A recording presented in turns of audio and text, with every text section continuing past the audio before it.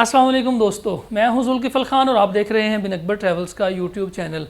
Japan के हवाले से बड़ी ही इम्पॉर्टेंट अपडेट है जो कि हम आज की वीडियो में डिस्कस करेंगे। जिन दोस्तों ने अभी तक चैनल को सब्सक्राइब नहीं किया, चैनल को ज़रूर सब्सक्राइब कर लें। जापान ने अनाउंस किया था कि हम 1 जून से अपने जो टूरिस्ट वीज़े हैं उनको हम ओपन कर देंगे, ताकि जो लोग जापान विज़िट करना चाह रहे हैं, पिछले 2 साल से जापान चूँकि बंद है, और इसके अलावा कुछ लोगों के जापान के टूरिस्ट वीज़े लगे भी थे 2020 में, लेकिन वो लोग ट्रैवल नहीं कर सके थे क्योंकि एकदम कोरोना की लहर आ गई और एकदम रिस्ट्रिक्शंस लग गई, तो उनके जो स्टिकर थे वो एक्सपायर हो चुके थे। तो इस हवाले से बड़ी इंपॉर्टेंट अपडेट है। जापान हो सकता है कि 15 जून से इसके ऊपर वर्किंग स्टार्ट कर दे, लेकिन पहले फेज़ में वो उन लोगों के स्टिकर करेगा जिन लोगों के स्टिकर पहले एक्सपायर हो चुके थे और वो रीन्यू करवाना चाह रहे थे। सबसे पहले उनकी एप्लीकेशंस के ऊपर काम होगा। इसके बाद बिजनेस विजिट, जिन लोगों के बड़े अरसे से बिजनेस मीटिंग्स रुकी हुई थी, उसके बाद बिजनेस विजिट्स के ऊपर काम होगा। स्टूडेंट वीज़े के ऊपर, जिन स्टूडेंट्स ने जापानीज़ लैंग्वेज सीख रखी थी और उनके टेस्ट भी क्लियर हो चुके थे और वो वेट कर रहे थे कि जी हम जापान जाके अपनी स्टडी कंप्लीट करें, और जिन्होंने जापानीज़ लैंग्वेज सीख के वर्क परमिट के लिए भी अप्लाई कर रखा था और वो उसका भी वेट कर रहे थे, तो पहले फेज़ में ये जो कॉम्प्लिकेटेड केसेस थे इनको वो स्टार्ट करेंगे। उसके बाद फिर हो सकता है कि 1 जुलाई से वो रेगुलर जो इनके रूटीन में टूरिस्ट वीज़ा है उसके लिए आप अप्लाई कर सकेंगे।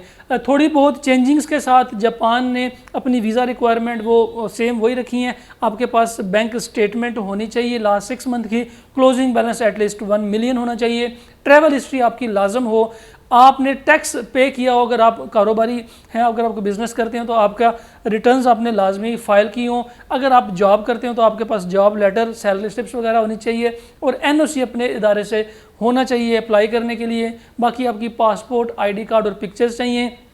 और जिन दोस्तों ने कोरोना वैक्सीन लगवा रखी है उनका वैक्सीन का सर्टिफिकेट साथ लगेगा।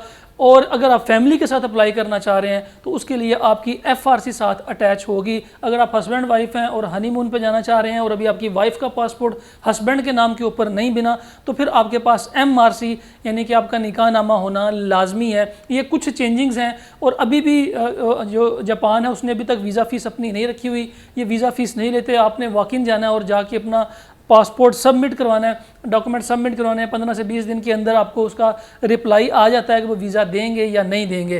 तो अभी तक फ़िलहाल जो प्रोसीजर सामने आया वो यही है। जो दोस्त जापान का विज़िट वीज़ा अप्लाई करना चाह रहे हैं और काफ़ी देर से हमें मैसेजेस कर रहे हैं कि जापान ओपन होगा तो हमें बता दीजिएगा, उनके लिए हमारी आज की वीडियो बड़ी इंपॉर्टेंट है कि थोड़ा सा बस आपका वेट मज़ीद रह गया है 1 जुलाई तक। 1 जुलाई के बाद इंशाल्लाह ये केसेस जो है सबमिट होना शुरू हो जाएंगे। फ़िलहाल के लिए इतना ही। अपना और अपने साथ रहने वालों का ख़ास ख्याल रखिएगा, अपने इस चैनल का भी। मुझे दें इजाज़त। अल्लाह हाफिज़।